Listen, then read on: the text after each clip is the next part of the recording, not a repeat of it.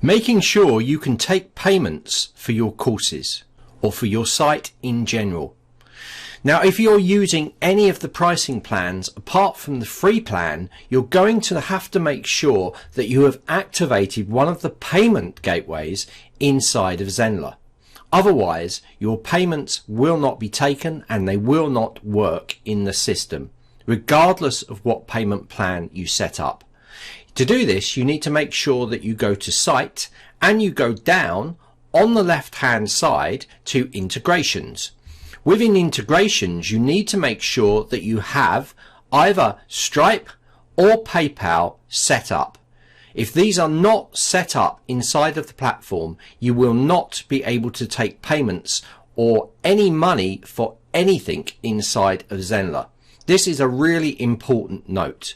To find out more about integrations, check out our support documents that go into detail about setting up Stripe, PayPal and Razorpay, our 3 forms of payment within the Zenler platform.